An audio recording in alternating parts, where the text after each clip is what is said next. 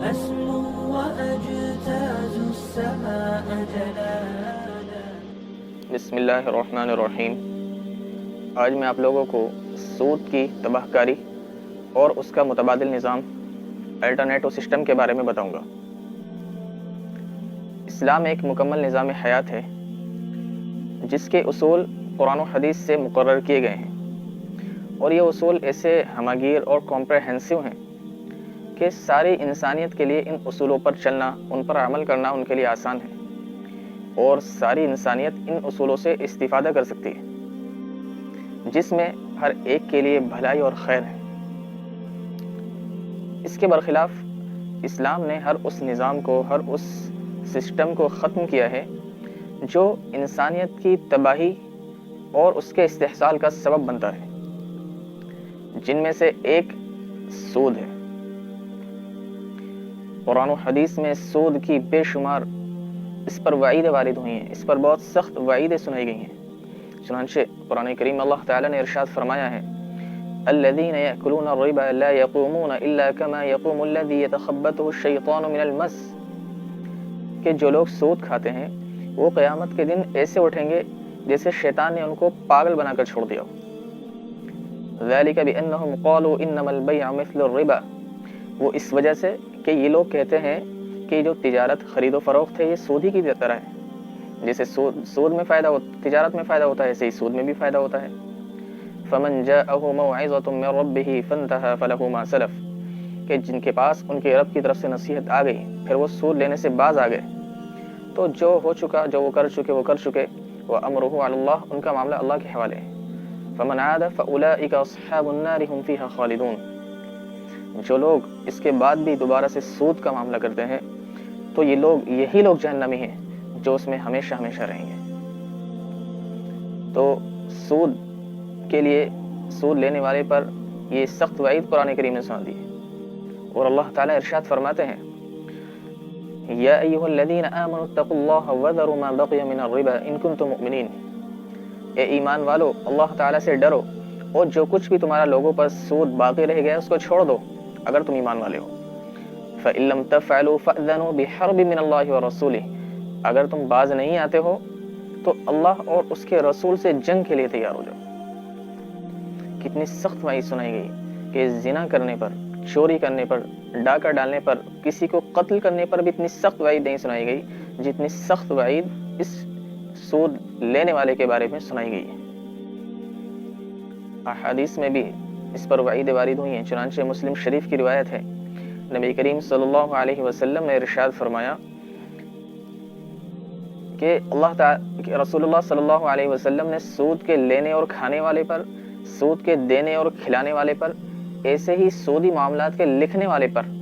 اور سود پر گواہ بننے والے پر اللہ کے رسول صلی اللہ علیہ وسلم نے لعنت فرمائی ہے۔ یہ سب کے سب گناہوں میں برابر ہیں۔ حاکم، بیہقی اور طبرانی کی روایت ہے، رسول اللہ صلی اللہ علیہ وسلم نے ارشاد فرمایا کہ سود کے 70 سے زیادہ درجے ہیں، جن میں سے ادنا درجہ یہ ہے کہ آدمی اپنی ماں کے ساتھ زنا کرے، والعیاذ باللہ۔ مسند احمد کی روایت میں ہے کہ آپ علیہ الصلوۃ والسلام نے ارشاد فرمایا کہ جو شخص سود کا 1 درہم کھاتا ہے یہ 36 مرتبہ زنا کرنے سے بھی زیادہ ہے۔ آپ اندازہ لگائیے کہ سود کی کتنی سخت وعیدیں قرآن و حدیث میں سنائی گئی ہیں، اس لیے اس سے انسان کو بچنا چاہیے۔ اب یہ سود کی جو حرمت قرآن و حدیث میں آئی ہے، شریعت میں آئی ہے، اس کی کیا وجہ ہے؟ اس کی 2 وجہ ہیں۔ ایک وجہ یہ ہے کہ اس سے انسان کے اندر اخلاقی خرابی پیدا ہوتی ہے، وہ اس طرح کہ انسان خود غرض بن جاتا ہے، وہ یہ سوچتا ہے، وہ یہ چاہتا ہے کہ صرف میرا فائدہ ہو، سامنے والے کا کوئی فائدہ نہ ہو، بس میرا مال کسی طریقے سے بڑھ جائے۔ اس کے دل کے اندر بے رحمی اور بے حسی پیدا ہو جاتی ہے۔ اس کو اس بات کا کوئی احساس نہیں ہوتا کہ جس کو میں نے یہ مال دیا ہے وہ مال کو کسی خون پسینے کی کمائی سے لے کر آئے گا، کتنی محنت اس کے لیے کرے گا، اس کو اس بات سے کوئی فرق نہیں ہوتا، بلکہ صرف وہ یہ چاہتا ہے کہ کسی طرح میرا مال بڑھ جائے، میرا فائدہ ہو جائے۔ دوسری خرابی اس کی سماجی اور اقتصادی ہے، وہ اس طرح کہ شریعت یہ چاہتی ہے کہ ہمارا مال یہ معاشرے میں، سماج کے اندر گردش کرتا رہے، موومنٹ کرتا رہے، تاکہ جو معاشرے کے جو لوگ ہیں ان میں بہت زیادہ تفاوت، فرق اور ڈفرینس نہ ہو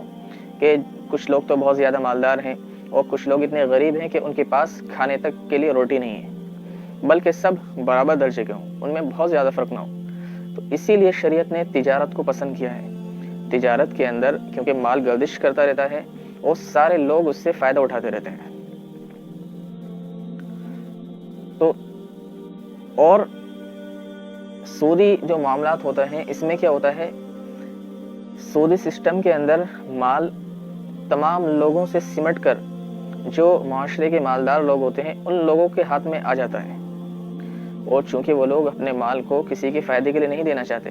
بلکہ صرف اپنے فائدے کے لیے، اپنے مال کے اضافے کے لیے اس کے چکر میں لگے رہتے ہیں،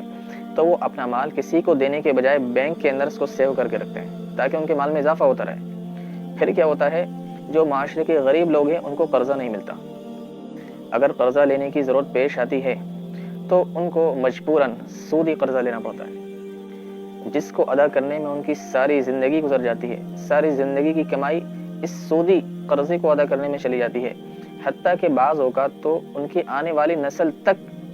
اس بیاج کو بھرتے بھرتے مر جاتی ہے۔ اسی لیے اسلام نے اس سودی نظام کو، اس سودی سسٹم کو ناپسند کیا، کیونکہ اس سے ہماری اخلاقی خرابی بھی ہے اور اس کے اندر ہماری سماجی اور اقتصادی خرابی بھی ہوتی ہے۔ اس کے برخلاف شریعت اسلامیہ نے جو اس کا متبادل اور جو اس کا آلٹرنیٹو سسٹم جو بتایا ہے وہ ہے زکوٰۃ کا نظام۔ اللہ تعالیٰ قرآن کریم میں فرماتے ہیں یمحق اللہ الربا ویربی الصدقات، کہ اللہ تعالیٰ سود کو مٹاتے ہیں اور صدقات کو بڑھاتے ہیں۔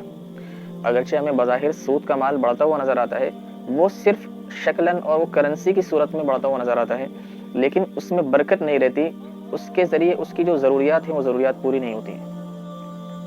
اللہ تعالیٰ قرآن کریم میں فرماتا ہے وَمَا آتَيْتُم مِّن رِّبًا لِّيَرْبُوَ فِي أَمْوَالِ النَّاسِ فَلَا يَرْبُو عِندَ اللَّهِ، کہ جو مال تم زکوٰۃ کے طور پر، جو مال تم سود میں دیتے ہو تاکہ وہ لوگوں کے مال میں مل کر بڑھ جائے، وہ اللہ تعالیٰ کے نزدیک نہیں بڑھتا ہے۔ وَمَا آتَيْتُم مِّن زَكَاةٍ تُرِيدُونَ وَجْهَ اللَّهِ فَأُولَٰئِكَ هُمُ الْمُضْعِفُونَ، اور جو مال تم زکوٰۃ میں دیتے ہو اللہ تعالیٰ کی رضا، اس کی خوشنودی حاصل کرنے کے لیے، تو یہی وہ لوگ ہیں جو اپنے مال کو بڑھانے والے ہیں۔ تو معلوم یہ ہوا کہ زکوٰۃ دینے سے انسان کے مال کم نہیں ہوتا بلکہ اس میں اضافہ ہو جاتا ہے، اس میں ایکسٹینشن ہو جاتا ہے۔ اب زکوٰۃ کا کیا فائدہ ہوتا ہے؟ زکوٰۃ سے انسان کے اندر ایک اخلاقی خوبی بھی پیدا ہوتی ہے اور سماجی اور اقتصادی فائدہ بھی حاصل ہوتا ہے۔ اخلاقی خوبی کہ زکوٰۃ دینے سے انسان کے اندر جو اللہ تعالیٰ کے حکم کے آگے اپنے سر کو جھکاتے ہوئے زکوٰۃ ادا کرتا ہے تو اس کے اندر سے جو بخل کا رذیلہ ہے یہ ختم ہو جاتا ہے اور انسان دینے والا بن جاتا ہے۔ سماجی اقتصادی فائدہ کیا ہوتا ہے کہ جب لوگ اپنے مال کی زکوٰۃ نکالتے ہیں تو اس سے جو غریب لوگ ہیں ان کی ضروریات پوری ہوتی ہیں، ان کو اپنے گھریلو زندگی سے لے کر کاروباری زندگی تک کہیں بھی ان کو قرض لینے کی ضرورت پیش نہیں آتی ہے۔ تو اس لیے معاشرے کے اندر سے، سماج کے اندر سے غریبی کو دور کرنے کا جو سب سے اچھا طریقہ ہے وہ ہے کہ معاشرے میں ایک زکوٰۃ کا اجتماعی نظام قائم ہونا چاہیے۔ جب زکوٰۃ کا اجتماعی نظام قائم ہوگا، اس سے انسان کا جو مال ہے وہ تمام لوگوں میں گردش کرے گا، تمام لوگ اس سے فائدہ اٹھائیں گے، مالدار بھی اس سے فائدہ اٹھائیں گے، غریب بھی اس سے فائدہ اٹھائیں گے، اور اس طرح جو معاشرے کی، جو سماج کی جو غریبی ہے وہ غریبی انشاءاللہ دور ہو جائے گی۔ اللہ تعالی ہمیں زکوٰۃ دینے والا بنائے،